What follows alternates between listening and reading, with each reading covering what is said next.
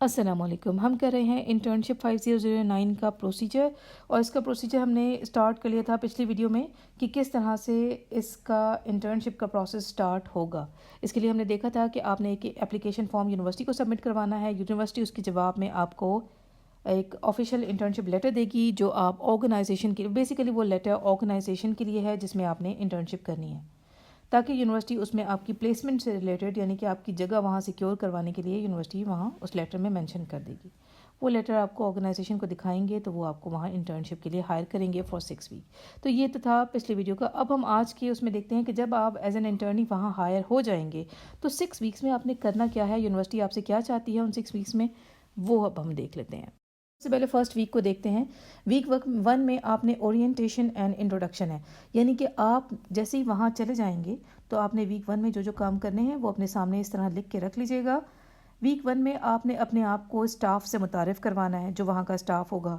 آپ نے وہاں کے اسٹرکچر سے اپنے آپ کو متعارف کروانا ہے، یعنی کہ آپ نے وہاں کا جو آرگنائزیشنل اسٹرکچر ہے، فار ایگزامپل کہ اوپر سب سے پہلے ہیڈ ہے، اس کے نیچے ہیڈز بیٹھی ہوتی ہیں، اس کے نیچے اسٹاف ہوتا ہے. کیونکہ میرا تعلق ایک ایجوکیشن انسٹیٹیوشن سے ہے، اس لیے میں آپ کو اس سے ریلیٹڈ بہت اچھا گائیڈ کر سکتی ہوں. تو ایجوکیشن انسٹیٹیوشن میں تو ایسا ہی ہوتا ہے کہ ایک اوپر ہیڈ ہوتے ہیں، اس کے نیچے ایک ایڈمن اسٹاف ہوتا ہے، اس کے نیچے پھر مزید اسٹاف اور ٹیچنگ اسٹاف ہوتا ہے.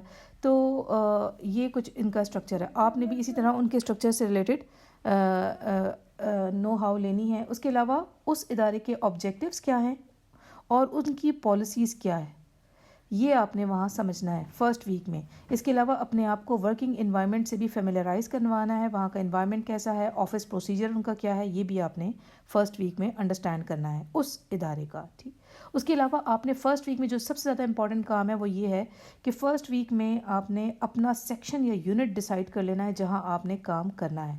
مثال ہے کہ آپ اگر اسکول میں جاتے ہیں تو آپ وہاں جا کر ٹیچنگ فیکلٹی میں جائیں گے یا آپ ایڈمن میں جائیں گے، کس فیکلٹی میں آپ جانا چاہتے ہیں، وہاں جس فیکلٹی میں جانا چاہتے ہیں وہ آپ نے ڈیسائیڈ کر لینا ہے. میرا خیال ہے کہ یہاں پر انسٹیٹیوشن خود ڈیسائیڈ کر لے گا کہ آپ کو وہ کہاں بھیجیں، تو وہ جہاں بھیجیں گے آپ کو وہاں ہونا ہوگا. لیکن آپ پھر بھی اپنے اپلیکیشن فارم میں یہ مینشن بھی کر سکتے ہیں کہ میں فلاں ادارے کے اس سیکشن میں جانا چاہتی ہوں، تو وہ آپ یونیورسٹی آپ کے لیے خود ہی آگے پلیسمنٹ وہاں سیکیور کر لے گی آپ کی. لاسٹ کام جو آپ نے فرسٹ ویک میں کرنا ہے وہ یہ ہے کہ اس ادارے میں جو پروفیشنل کمیونیکیشن پریکٹسز ہوتی ہیں ان کو آپ نے آبزرو کرنا ہے کہ وہاں کمیونیکیشن پریکٹسز کس طرح کی ہوتی ہیں. یہ آپ فرسٹ ویک میں سارا کام کر لیں گے. ویک 2 میں آپ نے فیملیرائز کرنا ہے اپنے آپ کو جو بھی ٹاسکس اسائن ہوں گے ان سے، اور جو بھی ڈاکیومنٹس ہیں اس ادارے کے ان سے آپ نے ریویو کرنا ہے. ان کے ڈاکیومنٹس کو دیکھنا ہے، ان کے مینولز، ان کے رپورٹس اور ان کی کمیونیکیشن مٹیریلز جتنے بھی ہوں گے ان کو ایک دفعہ گو تھرو کرنا، ان کو پڑھنا ہے آپ نے. اس کے علاوہ آپ نے آبزرو کرنا ہے کہ اسٹاف ممبرز جو وہاں پر ہیں وہ لینگویج ریلیٹڈ ٹاسکس کس طرح کے پرفارم کرتے ہیں، ان کو آپ آبزرو کریں اور ریکارڈ کر لیں اپنے پاس. اس کے علاوہ آپ کو جو وہاں ڈیوٹیز اسائن کی جائیں گی آپ نے سیکنڈ ویک میں ان ڈیوٹیز کو میں پارٹیسپیٹ کرنا ہے کسی کی سپرویژن میں.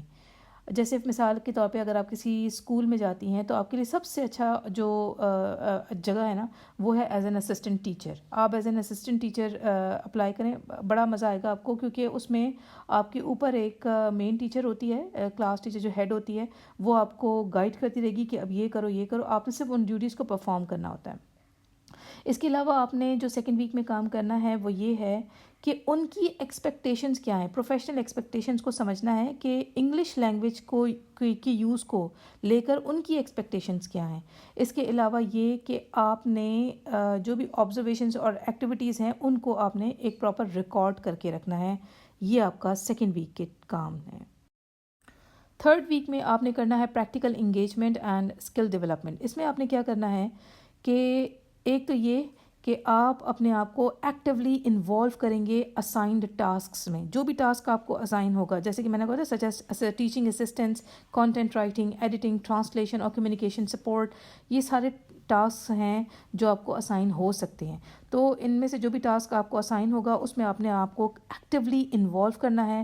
اس کے علاوہ جو ایکیڈیمک نالج آپ کے پاس ہے، جو آپ نے یونیورسٹی سے سیکھا ہے اب تک، وہ ایکیڈیمک نالج آپ وہاں پریکٹیکلی اپلائی کریں گے لینگویج ریلیٹڈ جو ہے اس سے لینگویج ریلیٹڈ جو بھی ہے وہ آپ وہاں اپلائی کریں گے. اس کے علاوہ آپ نے وہاں کے سپروائزرز اور کولیگس کے ساتھ انٹریکشن کرنی ہے تاکہ آپ کی پروفیشنل انڈرسٹینڈنگ بڑھے. یعنی آپ ان سے انٹریکٹ کریں گے تو آپ کی پروفیشنل انڈرسٹینڈنگ یعنی کہ نو ہاؤ آپ کو زیادہ اچھی ہو جائے گی پروفیشنل لائف کی کہ کیسے ہوتا ہے یہ سارا کام. اس کے علاوہ لاسٹ کام 3rd ویک میں جو آپ کریں گے وہ یہ ہے کہ جو بھی ایکٹیویٹیز ڈیلی کی اور جو بھی لرننگ ایکسپیرینس آپ کا ہو رہا ہے اس کو آپ ڈاکیومنٹیشن یعنی کہ لکھتے رہیں گے, اپنے پاس نوٹ کرتے رہیں گے. ویک 4 میں آپ نے advanced engagement and data collection کرنی ہے, یعنی کہ اب آپ اپنے آپ کو زیادہ کمپلیکس ٹاسکس میں انوالو کریں گے جس میں گریٹر رسپانسبلٹی بھی ہوگی. تو آپ نے زیادہ جو ہے وہ کمپلیکس ٹاسک کی طرف جانا ہے ویک 4 میں. اس میں آپ یہ بھی کریں گے کہ اب جو ڈیٹا آپ کو ریکوائرڈ ہے رپورٹ رائٹنگ کے لیے اب آپ اس کی کلیکشن سٹارٹ کر دیں گے. Relevant data, notes, examples related to assigned work, یہ سارا آپ کلیکٹ کرنا شروع کر دیں گے. اس کے علاوہ ڈیورنگ ورک جو بھی آپ کو چیلنجز کا سامنا کرنا پڑا لینگویج سے related, language and communication practice سے ریلیٹڈ جو بھی اسٹرینتھس تھیں ان کو آئیڈینٹیفائی کر کے وہ بھی آپ نوٹ کر لیں. اس کے علاوہ آپ نے ڈرافٹ نوٹس تیار کرنا شروع کرنے ہیں, یعنی کہ جس میں آپ جو بھی ایگزسٹنگ پریکٹسز ہیں آپ کی اس یونٹ سے ریلیٹڈ, جس یونٹ میں آپ کام کر رہے ہوں گے, جس سیکشن میں آپ کام کر رہے ہوں گے وہ بھی آپ نے ڈسکرائب کرنا ہے نوٹس میں. تو یہ آپ ڈرافٹ نوٹس بنانا شروع کر دیں گے 4th ویک میں. یہ اب آپ آہستہ آہستہ رپورٹ رائٹنگ کی طرف جا رہے ہیں. ویک 5 میں آپ نے انالیسس اینڈ ریفلیکشن کرنا ہے, یعنی کہ اب آپ کے جو بھی آبزرویشنز اور ایکسپیرینسز تھی ان کا اب آپ کرٹیکلی جائزہ لیں گے. آپ دیکھیں گے in the light of the academic concepts جو آپ کے بنے ہوئے تھے نا ان کو سامنے مد نظر رکھتے ہوئے آپ وہاں پہ جو آبزرویشنز اور ایکسپیرینسز ہیں ان کا کرٹیکلی جائزہ لیں گے. اور اس کے بعد آپ یہ دیکھیں گے کہ اس دوران آپ کے کام کے دوران کیا کیا ایریاز ایسے ہیں جن میں آپ کو امپرومنٹ کی ضرورت ہے, کیا ایشوز تھے, کیا گیپس ہیں, کیا اسکلز آپ نے حاصل کی اور کیا پروفیشنل گروتھ آپ میں آئی. اس کے علاوہ ڈرافٹنگ کریں گے آپ, جو بھی رپورٹ رائٹنگ کے لیے آپ نے ڈرافٹنگ کرنی ہے وہ اب آپ سٹارٹ کر دیں گے. ویک 6 جو کہ آپ کا لاسٹ ویک وہاں ہوگا, اب آپ وہاں رپورٹ رائٹنگ کریں گے اور فائنلائزیشن کر دیں گے, یعنی کہ آپ کمپائل کریں گے اپنا سارا ڈیٹا رپورٹ رائٹنگ کے لیے. آپ اس کے علاوہ ریئلسٹک اینڈ پریکٹیکل ریکمنڈیشنز یعنی کہ ان کو فارمولیٹ کریں گے, جو بھی ریکمنڈیشنز ہیں آپ ان کو پریکٹیکلی آگے امپلیمنٹ کریں گے. اچھا میں ابھی آپ کو ایک اور چیز بتاتی ہوں جو کہ یہاں مینشن نہیں کی ہوئی. فائنل ریویو جو بھی ہے آپ وہ کریں گے, ایک دفعہ اس کو ریویو کریں گے, گو تھرو کریں گے جو بھی آپ نے ایڈیٹنگ کرنی ہے اپنی رپورٹ میں وہ, اور کمپلیٹ کریں گے اپنی انٹرنشپ ڈاکیومنٹیشن کو اور فارمیلٹیز کو, ان سب کو کمپلیٹ کریں گے.